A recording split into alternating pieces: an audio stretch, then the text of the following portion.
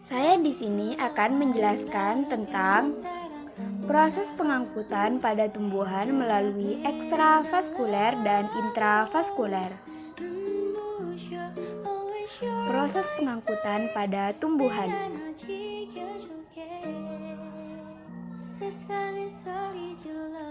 Proses pengangkutan pada tumbuhan adalah proses pengambilan dan pengeluaran zat-zat ke seluruh bagian tubuh tumbuhan.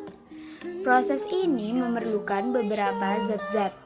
Zat-zat yang dibutuhkan oleh tumbuhan sebagian besar diambil dari lingkungan.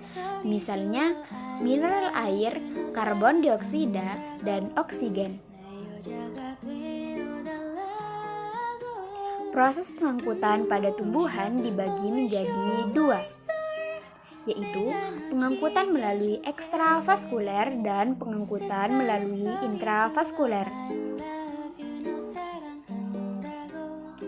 Pengangkutan melalui ekstravaskuler. Pengangkutan ekstravaskuler adalah transportasi atau pengangkutan zat air mineral yang dilakukan di luar berkas pembuluh.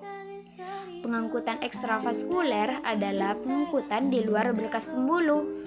Pengangkutan ini bergerak dari permukaan akar menuju bagian-bagian yang letaknya di dalam dan menuju ke berkas pembuluh. Pada pengangkutan ini, air akan masuk melalui sel epidermis akar, kemudian bergerak di antara sel-sel kontraks.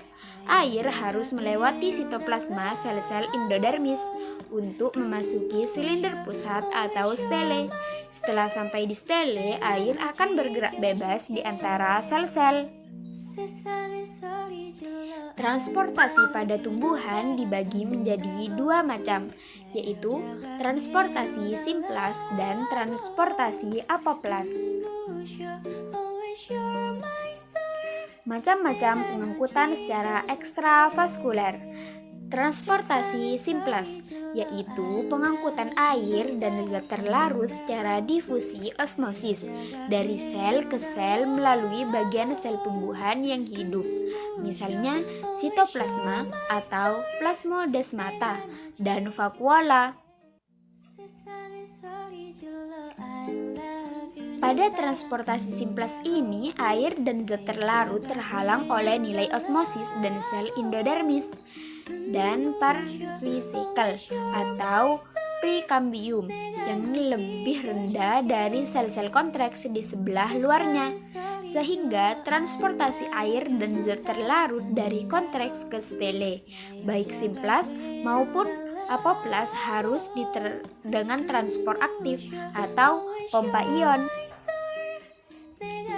Transportasi apoplas, yaitu pengangkutan air dan zat terlarut secara difusi osmosis, transport pasif di luar sitoplasma melalui bagian sel tumbuhan yang tidak hidup, misalnya melalui dinding sel dan ruang antar sel.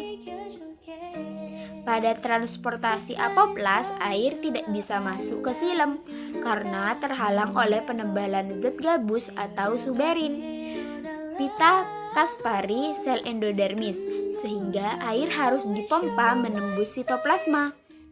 Sel endodermis dan transportasi menjadi bersifat simplastik, terutama melalui peresak atau sel penerus air yang letaknya sejajar dengan permukaan akar dan tidak berhadapan dengan silem. Pengangkutan melalui intravaskuler. Pengangkutan intravaskuler adalah pengangkutan melalui berkas pembuluh atau silem dari akar menuju bagian atas tumbuhan. Pengangkutan air dan mineral dimulai dari silem akar ke silem batang menuju silem tangkai daun dan ke silem tulang daun. Pada tulang daun terdapat ikatan pembuluh. Air dari silem tulang daun ini masuk ke sel-sel bunga karang pada mesofil. Setelah mencapai sel-sel bunga karang, air dan garam-garam mineral disimpan untuk digunakan dalam proses fotosintesis dan transportasi. Transportasi pada trakea lebih cepat daripada transportasi pada trakeida. Pengangkutan air dan mineral dari bawah ke atas tubuh tumbuhan oleh silem mengikuti beberapa teori.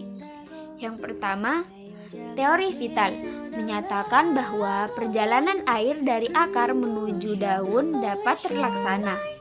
Mengapa demikian?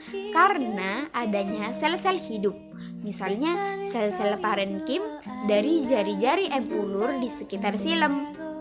Yang kedua, teori Dion Joly menyatakan bahwa naiknya air ke atas karena tarikan dari atas, yaitu ketika daun melakukan transpirasi, air selalu bergerak dari daerah basah ke daerah kering. Yang ketiga yaitu teori tekanan air, menyatakan bahwa air dan mineral naik ke atas karena adanya tekanan akar. Tekanan akar ini terjadi karena perbedaan konsentrasi air dalam air tanah dengan cairan pada saluran silem. Tekanan air paling tinggi terjadi pada malam hari dan dapat menyebabkan membesarnya tetes-tetes air dari daun tumbuhan atau gutasi.